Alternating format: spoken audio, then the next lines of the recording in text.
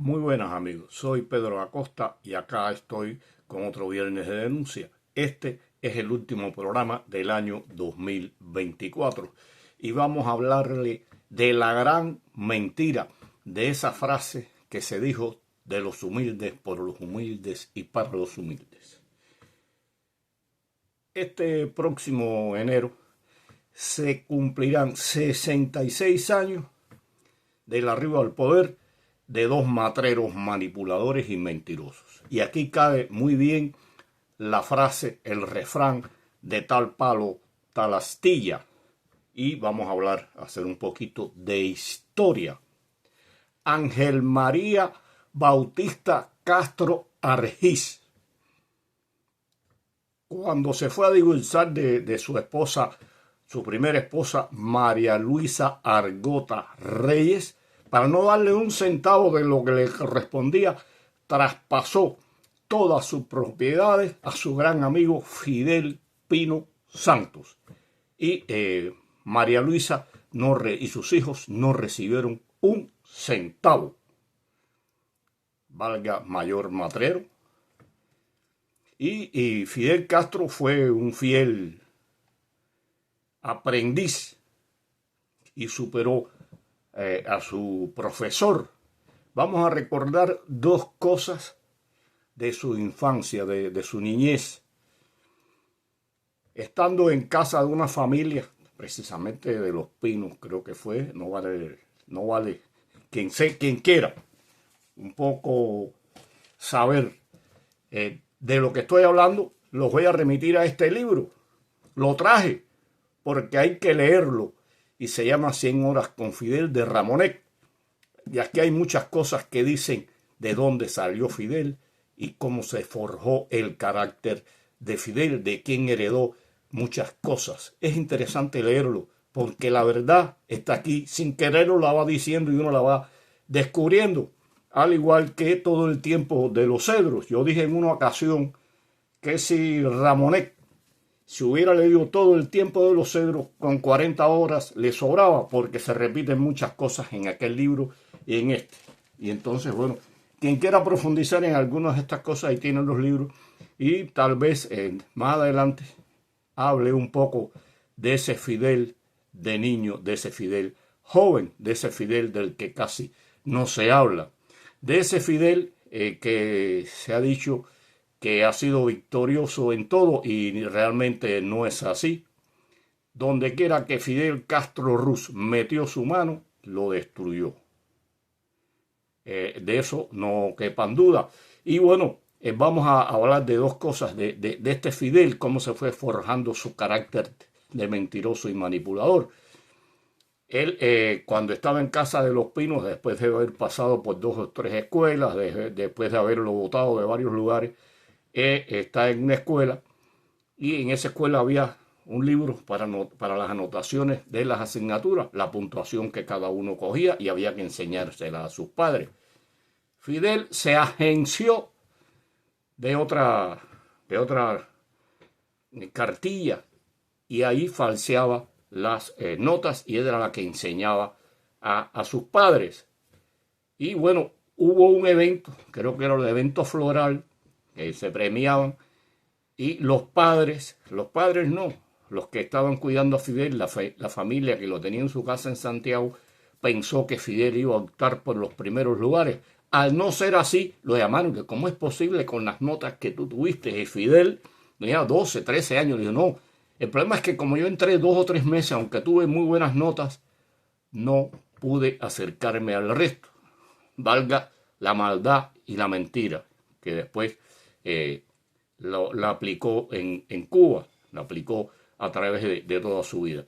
Otro ejemplo es que en estos juegos florales los padres premiaban a los alumnos, eran los que premiaban las poesías y los escritos de los alumnos. Fidel, como tenía ascendencia sobre los estudiantes por ser deportista, buen deportista y demás, habló con ellos para que convencieran a sus padres de que votaran por él, aún a sabiendas, y él lo reconoce en ese libro, de que el otro muchacho, el nombre no interesa, lo remito otra vez al libro, era mejor que él, pero bueno, los muchachos convencieron a sus padres y Fidel se agenció de ese premio.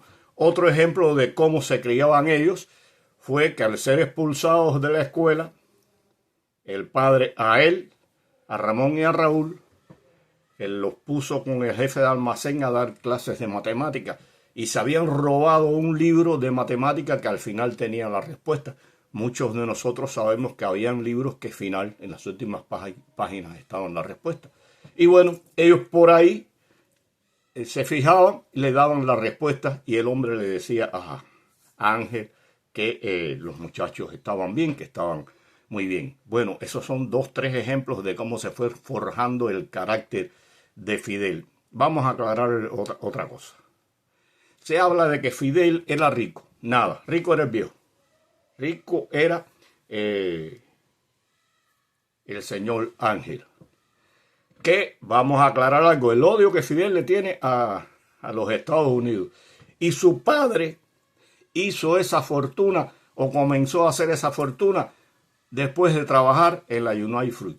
Ahí, con el salario, el buen salario que pagaban, pudo empezar a comprar tierras y llegó a tener cerca de 11,000 hectáreas. Creo que fue lo que tenía. Ahora no recuerdo si era hectárea o caballería. Era grande, era mucha tierra. Bien, Fidel no era rico. Fidel se casa y vivía en un modesto apartamento y tenía un carro porque había engañado a su padre y a su esposa,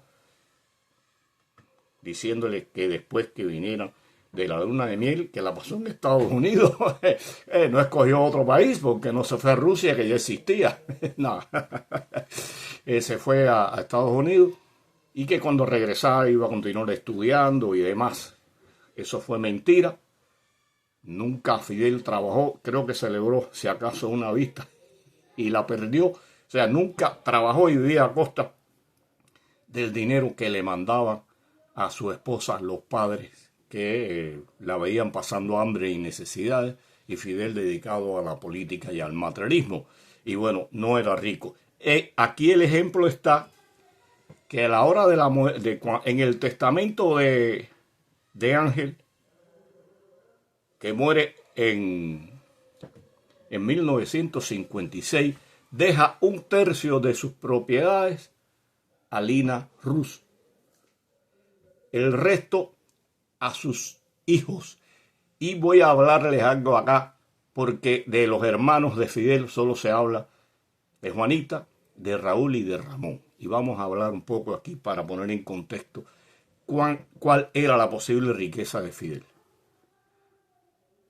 Vamos acá.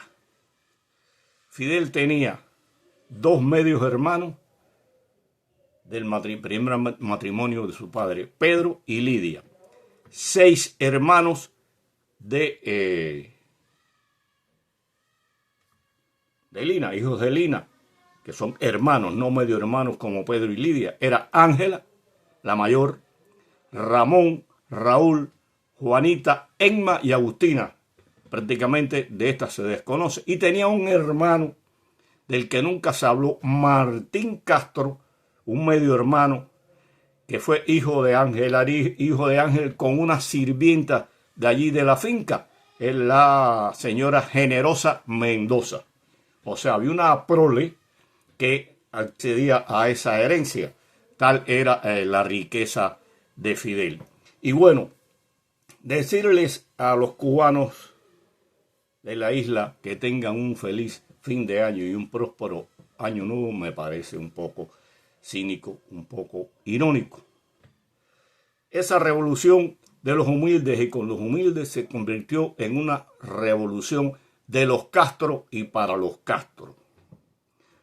Si sacan cuenta de la fortuna que pudo haber heredado, que pudieron heredar Fidel y Raúl, de lo que le tocaba, que dejó el viejo Ángel Castro, seguramente las propiedades que tienen Fidel, Raúl, sus hijos, nietos y prole, triplica o cuatriplica el dinero que pudieron haber heredado de los Castro, de Ángel. Ricos son ahora a costas del pueblo, a costas de lo que se han robado. Eso de los humildes y para los humildes fue la gran mentira, una de las tantas manipulaciones de Fidel Castro, como también negó ser comunista hasta la saciedad, incluso hasta en el juicio de Ubermatos dijo, la invención de comunista no la inventó, o sea, la denuncia, porque él consideraba por sus palabras que decirle comunista era una ofensa, y decía que la acusación de comunista no había partido de Ubermatos, había partido de Batista, y eso fue casualmente 14 de diciembre de 1959. En el juicio a Ubermatos todavía negaba ser comunista. Años posteriores reconoció que era comunista. Hay que ver cuál era la verdad y cuál era la mentira. Las promesas que hizo Fidel para esos humildes que nunca se cumplieron, que siempre surgieron en fracasos. Sí les digo una cosa a los cubanos. No esperen que nadie les resuelva sus problemas.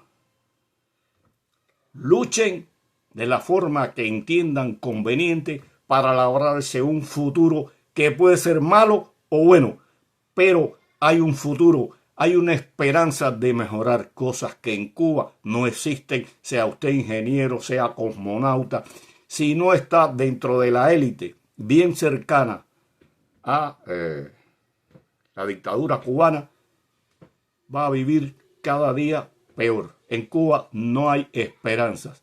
En Cuba no hay un futuro para nadie, o sí, un futuro bien trágico, bien triste, bien pobre.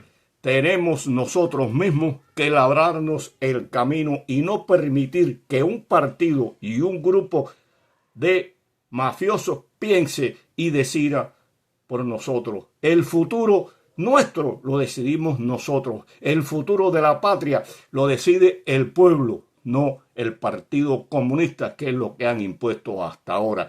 Espero que el pueblo siga comprendiendo el poder que radica en ellos y que han sido engañados, manipulados, y que esa casta de maldirigentes, esa casta de vive bien, lo hace a costa del sacrificio de ellos. Un saludo a todos. Hasta la próxima.